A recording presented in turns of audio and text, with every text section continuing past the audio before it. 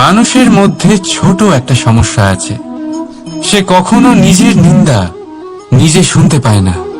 যদি কেউ তার বিষয়ে খারাপ কিছু বলে সে সহ্য করতে পারে না। সে সবসময় ভয় পেয়ে থাকে যে এই যে আশেপাশে মানুষগুলি তারা তার বিষয়ে খারাপ কিছু ভেবে না নেয়। আর যদি সে জানতে পারে যে তার পিঠ পিছিয়ে তার বিষয়ে খারাপ কেউ কিছু বলছে তখন সে দুঃখী হয়ে যায়।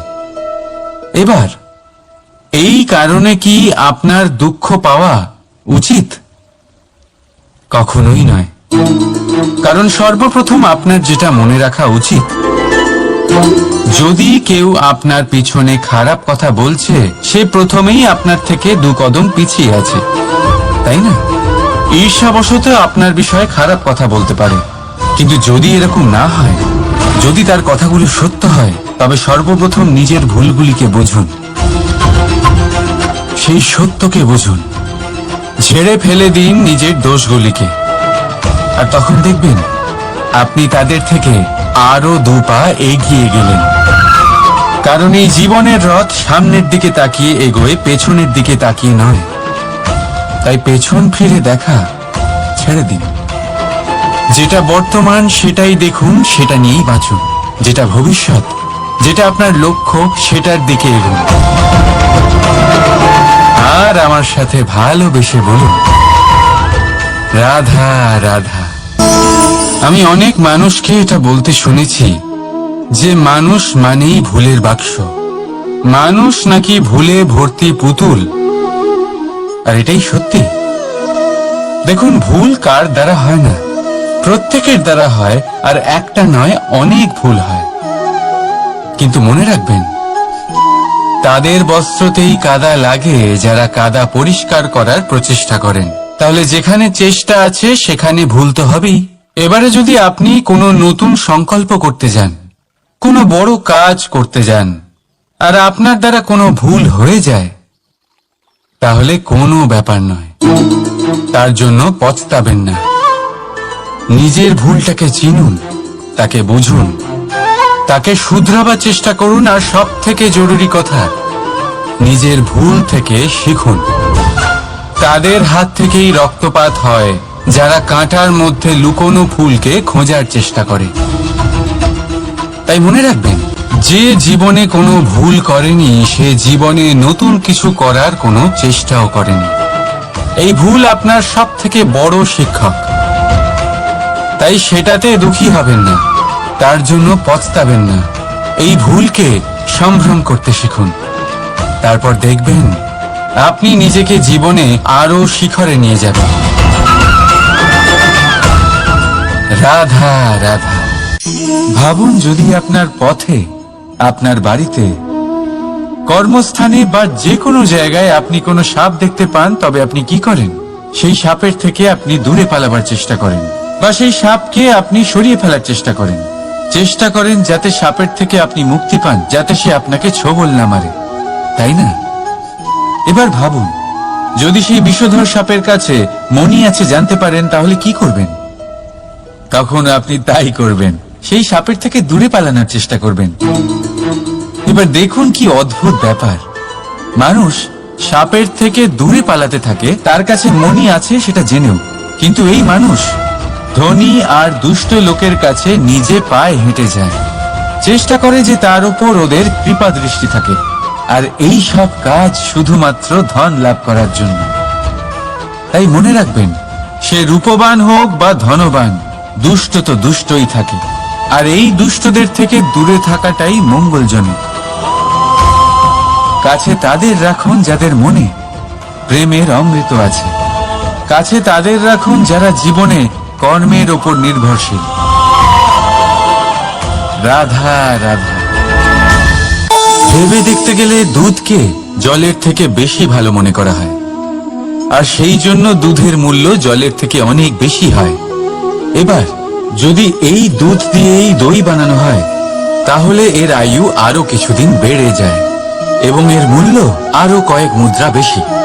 এবার যদি এই দই থেকে মাখন বানানো হয়, তাহলে তার আয়ু আরো কয়েক সপ্তাহ বেড়ে যায় আর তার মূল্য আরো কিছু মুদ্রা বেশি। এবার এই মাখন থেকে যদি ঘি তৈরি করেন, তবে এর আয়ু অনেক বছর বৃদ্ধি পায় এবং মাখনের থেকে আরো কয়েক মুদ্রা বেশি। এবার এই সব কিছুর মূলে দুধই আছে, কিন্তু এদের সকলের আয়ুতে, এদের মূল্যে এত তফাৎ কেন? তার কারণ এই যে দুধকে দই হওয়ার জন্য অনেক কষ্ট সহ্য করতে হয়, দইকে মাখন হওয়ার জন্য লাঠির আঘাত সহ্য করতে হয়, আর মাখনকে ঘি হওয়ার জন্য বহু ঘন্টা ধরে আগুনের তাপ সহ্য করতে হয়। তারপর গিয়েই মাখন ঘি হয়, তারপরেই এর আয়ু বাড়ে এবং মূল্য বৃদ্ধি পায়। এবার আমরা মানুষেরাও সবাই সমান, দুধের মতো। কিন্তু মহান সেই হয় যে কঠিন পরিস্থিতির মুখোমুখি হয়, যে বিপদের মোকাবিলা করে, যে এই প্রতিযোগিতাগুলোয় সফল হয়। এই সব করলে তবেই জীবনে অগ্রসর হতে পারবে, তবেই জীবনে আপনার যশের আয়ু বৃদ্ধি পাবে, আর তখনই এই সংসার আপনাকে মহান মনে করবে। রাধা রাধা। চাপ। কোন ফল হাত দিয়ে চেপে দেখুন, তা দিয়ে রস বেরোবে, সেটাও আমাদের ভালো লাগে। অর্থাৎ চাপ আর ভার আমাদের জীবনে যে কোনো পরিস্থিতিতে, যে কোনো সময়, যে কোনো মুহূর্তে আমাদের ভাঙার জন্য নয়, এ আসে আপনাকে এটা জানানোর জন্য যে আপনাকে নিজেকে আরো বেশি প্রেরিত করতে হবে, আরো বেশি পরিশ্রম করতে হবে, আপনাকে সর্বশ্রেষ্ঠ হতে হবে। তাই কখনো এই চাপ আর ভার থেকে দূরে পালাবেন না। ভেবে নেবেন এরা জীবনের একটা অঙ্গ, তাদের ধনাত্মক রূপে দেখতে শিখুন। যদি এটা আপনি শিখে নেন, তাহলে বিশ্বাস করুন আপনার আসল বিকাশ এখান থেকেই শুরু হবে। রাধা রাধা।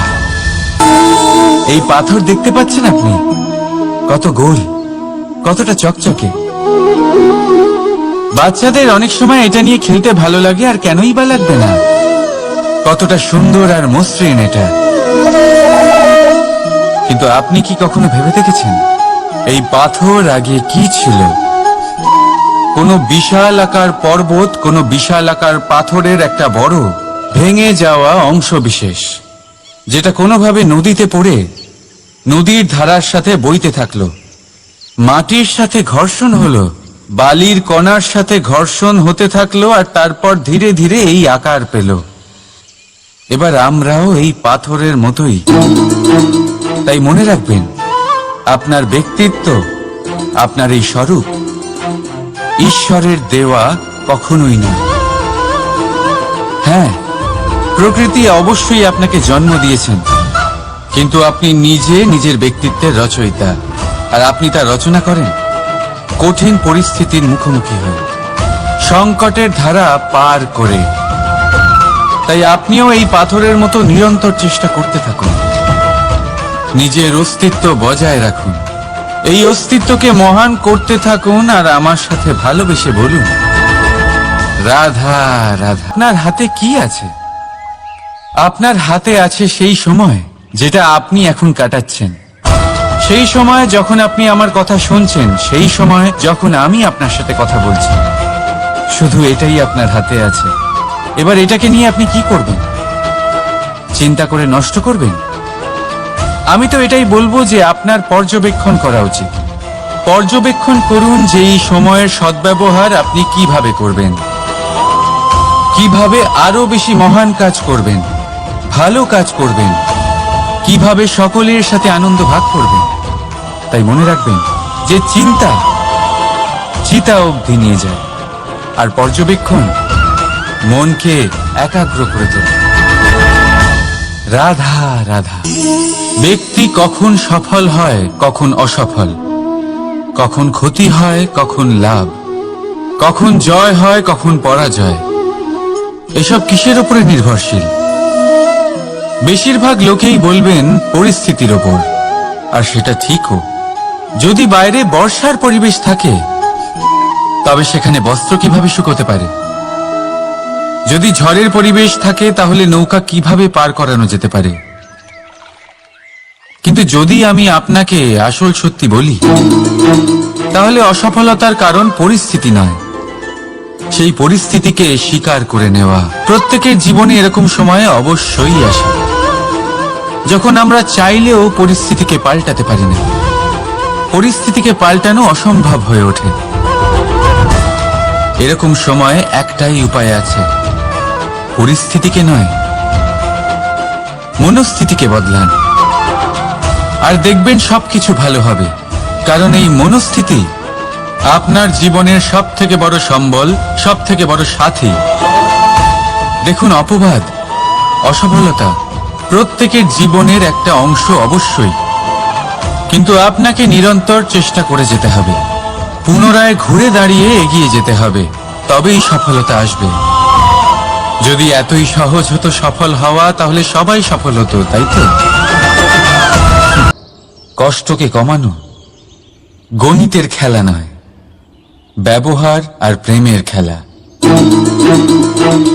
কখনো কারোর মাথায় হাত রেখে তাকে শুভেচ্ছা জানালে হয়তো সেটা তাকে এত আনন্দিত করে যে সে পুরো জগৎ জয় করতে পারে। কখনো আপনার মুখ থেকে যখন কারোর জন্য কটু কথা বেরোয়, আর হয়তো সেটা তাকে এত কষ্ট দিয়ে দেয় যে সে এই জগতে কিছুই করতে পারে না।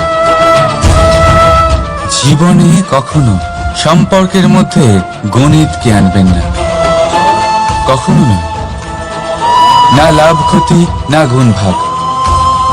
মনে রাখবেন, এই সংসারে এমন কোনো সমীকরণ নেই যেটার সমাধান নেই, শুধু তা খুঁজতে একটু সময় লাগে।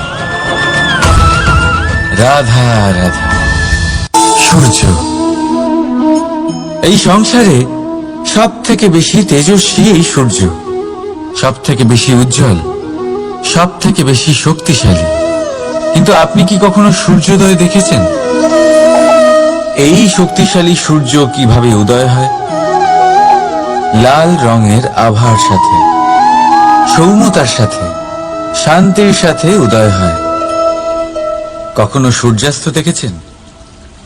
সেই লাল রঙের আভা, সেই সৌম্যতা, সেই একই শান্তি। আর এটাই একজন মহান ব্যক্তিত্বের গুণ। যখন জীবনে উত্থান ঘটে তখনও অহংকার করেন না, সৌম্যতা বজায় রাখেন। আবার যখন জীবনে ক্ষতি হয় তখনও সৌম্যতা বজায় রাখেন। যদি আপনিও চান সূর্যের মতো আপনি সম্মান পাবেন, তাহলে সূর্যের মতন হন। যখন জীবনে আনন্দ আসে, কুশল আসে, তখন সীমা লঙ্ঘন করবেন না। যখন জীবনে দুঃখ আসে, কষ্ট আসে, বিনাশের পথে অগ্রসর হবেন না। সৌম্য থাকুন, শান্ত থাকুন, সূর্যের মতো চকচক করতে থাকুন। কারণ সব মুহূর্তের মতোই এটাও একটা মুহূর্ত। তাতে আপনি আনন্দ লাভ করুন বা পান দুঃখ, এই মুহূর্ত অবশ্যই চলে যাবে। রাধা রাধা। আসুন আজকে আমরা কথা বলি ভাষার বিষয়ে। এই ভাষা কত অদ্ভুত এক শক্তি, কিন্তু কখনো কখনো আমরা এই তর্কে লিপ্ত হয়ে যাই যে কোন ভাষা সর্বশ্রেষ্ঠ। সূর্যের কিরণের কোন ভাষা সে বুঝতে পারে যে সূর্য ওঠার সাথে সাথে সেও ফুটে ওঠে? চকর। চকরের কাছে এমন কোন ইন্দ্রিয় আছে যে সে চাঁদের শীতলতা অনুভব করতে পারে? গরু এমন কোন সঙ্গীত শিখেছে যে আমার বাঁশির সুর শুনে তারা নিজেই চলে আসে?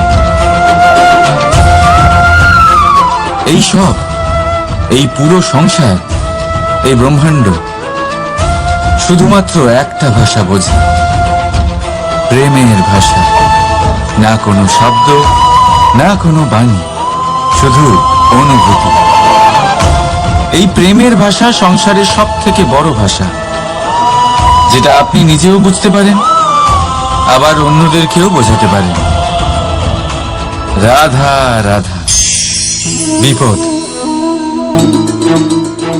বিপদের সাথে জড়িত এই তিনটি কথা সব সময় মনে রাখবেন। প্রথম, যারা আপনাকে বিপদে ফেলেছে তাদের কখনো ভুলবেন না, আর ভবিষ্যতে সব সময় তাদের থেকে সাবধানে থাকবেন। দ্বিতীয়, যারা বিপদের সময় আপনাকে ছেড়ে চলে গেছিল তারা আপনার বন্ধু নয়, তারা পরজীবী। আর কখনো ভবিষ্যতে তাদের থেকে কোনো আশা রাখবেন না। আর তৃতীয়, যারা আপনার বিপদের সময় আপনার পাশে থেকেছে, আপনার মনোবল বাড়িয়েছে, তারা আপনার সত্যিকারের বন্ধু, তাদের কোথাও যেতে দেবেন না। তাহলে বিপদের সাথে জড়িত এই তিনটি কথা যদি আপনি মনে রাখেন, তাহলে বিপদ ভুলেও কখনো আপনার জীবনে আর আসবে না। রাধা রাধা। সফলতা, অসফলতা, এই দুই প্রত্যেকের জীবনের এক অভিন্ন। আপনার আপনজনেরা, আপনার বন্ধুরা জানতে পারেন আপনি কে, আপনার সামর্থ্য কি। কিন্তু যখন আপনি অসফল হন, তখন আপনি জানতে পারেন আপনার বন্ধুকে, আপনার আপনজনকে। কেমন অদ্ভুত ব্যাপার, তাই না? সময় আমরা কেউ দেখতে পাই না, কিন্তু এই সময় আমাদের অনেক কিছু দেখিয়ে দেয়। সেই জন্য এই সময়কে আর এই সফলতাকে সমানভাবে দেখুন, সমান দৃষ্টিতে দেখুন, আর এই দুজনকেই সম্মান করুন। জীবনে আপনি অনেক কিছু শিখবেন, জীবনে আপনি অনেক দূর এগোবেন। রাধা রাধা। বন্ধুত্ব, সংসারের সব থেকে বড় সম্পর্ক এই বন্ধুত্ব। জীবনে মা, বাবা, ভাই, বোন, এইসব সম্পর্ক আমরা বাঁচতে পারি না, কারণ এগুলি আমরা জন্মের সাথেই পাই। কিন্তু বন্ধুত্ব একটাই এমন সম্পর্ক যেটা আমরা বাছাই করতে পারি, যা আমরা বানাই, যা আমরা এগিয়ে নিয়ে যাই। তাই এই বন্ধুত্ব নিয়ে গর্ব করুন। যাকে আপনি বন্ধু বেছেছেন তাকে নিয়ে গর্ব করুন। যদি আপনারা দুজনে একসাথে থাকেন তাহলে সেটা নিয়ে গর্ব করুন। যদি আপনার বন্ধু জীবনে এগিয়ে যায়, সফলতা পায়, তাহলে গর্ব করে বলুন, এই সফল মানুষটি আমার বন্ধু। যদি আপনার বন্ধু কোনো কারণে পিছিয়ে পড়ে, কোনো বিপদে পড়ে যায়, তখনও গর্বের সাথে তার পাশে দাঁড়িয়ে বলুন যে এই মানুষটি আমার বন্ধু। বন্ধুর সাথে একজোট হয়ে দাঁড়িয়ে থাকুন, যে কোনো পরিস্থিতিতে, সেটা ভালোই হোক বা খারাপ। এটাই মানুষের সব থেকে বড় পরীক্ষা। আর যে এই পরীক্ষায় উত্তীর্ণ হবে, বুঝে নেবেন তার জীবনে কোনো বিপদ আসতেই পারবে না, তারও না, তার বন্ধুর জীবনেও না। তাহলে আসুন আর আমার সাথে ভালোবেসে বলুন, রাধা রাধা। নির্মাণ করতে গেলে প্রথমে ভাঙনের জ্ঞান অত্যন্ত আবশ্যক। তার উদাহরণ আমি দেব এর দ্বারা।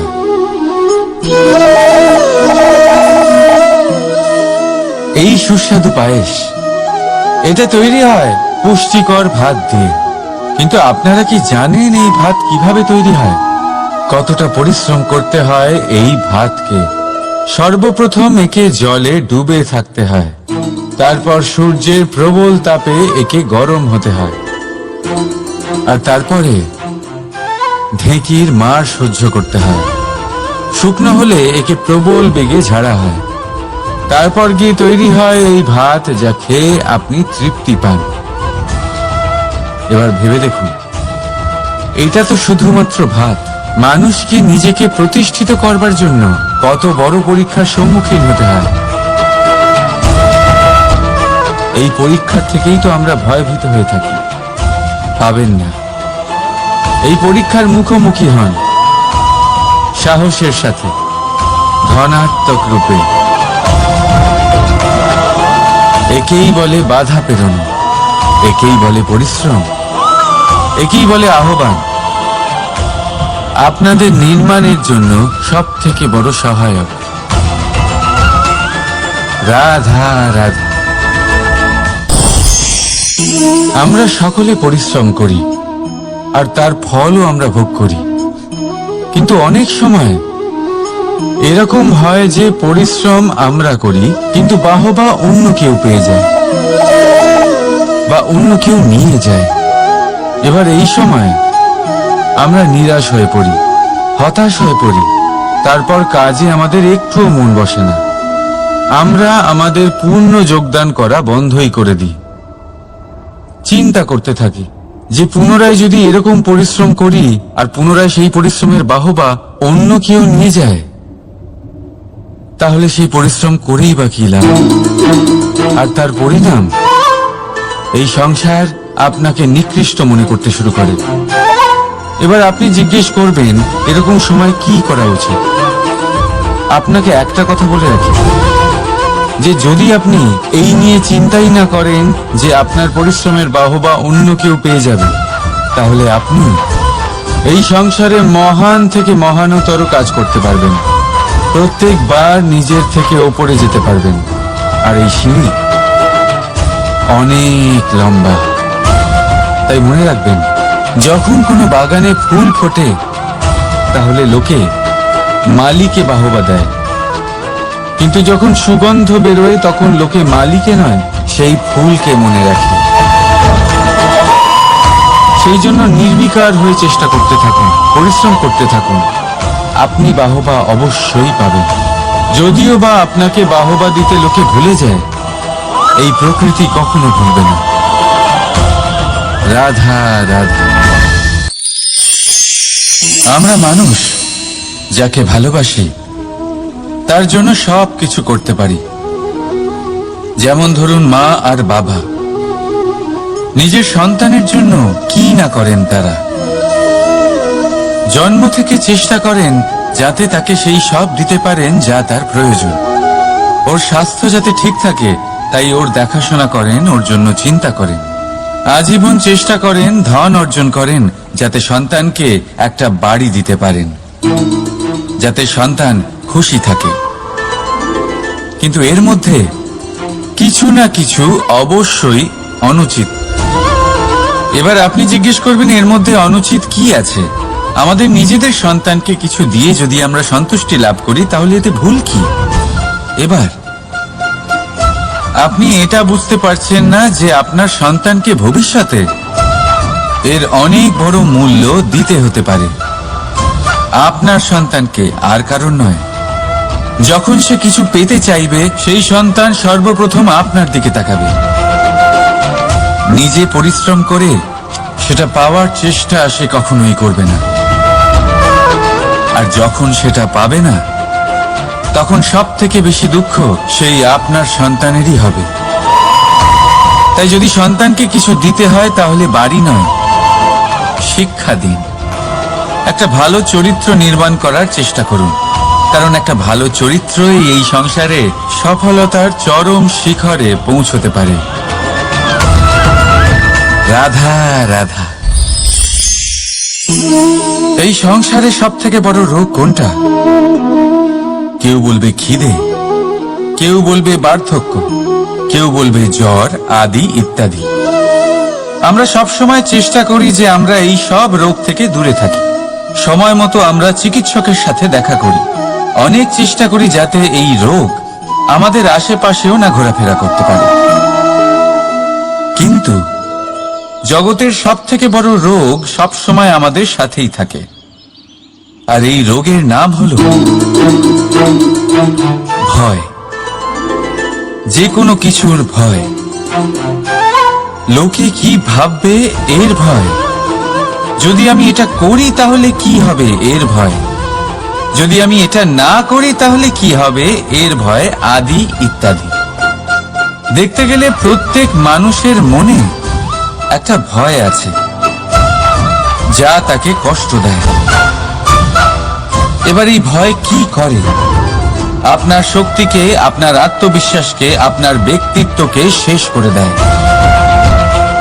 তাই মনে রাখবেন, যদি আপনি আপনার ভাগ্য নিজে বানাতে চান তাহলে সবার আগে ভয়মুক্ত হয়ে যান।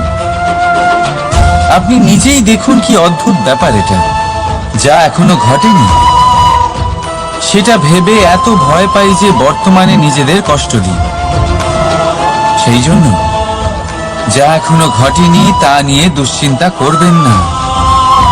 হ্যাঁ, যেটা হয়ে গেছে সেটা সমীক্ষা অবশ্যই করুন, তা থেকে শিখুন, অবশ্যই জীবনে অগ্রসর হন। আর এখনকার জন্য নির্ভয় হয়ে আমার সাথে ভালোবেসে বলুন, রাধা রাধা। আপনার কি মনে আছে যে আপনি এমন কি কোনো দিন আছে যার শেষে রাত আসে না? এমন কি কোনো নদী আছে যা শুকিয়ে যায় না? এমন কি কোনো বৃক্ষ আছে যার পাতা ঝরে না? এমনই তো হয়। কিন্তু যদি সূর্য পরাজয় স্বীকার করে, তাহলে রাতের পরে কখনোই দিন আসবে না। যদি নদী হার মেনে নেয়, তাহলে সে আবার বর্ষা ঘটাতে কখনোই সাহায্য করতে পারবে না।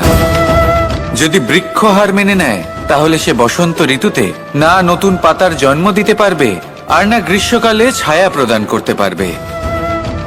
যদি এরা সবাই হার মেনে নেয়, তাহলে ধরিত্রী তৃষ্ণার্ত থাকবে।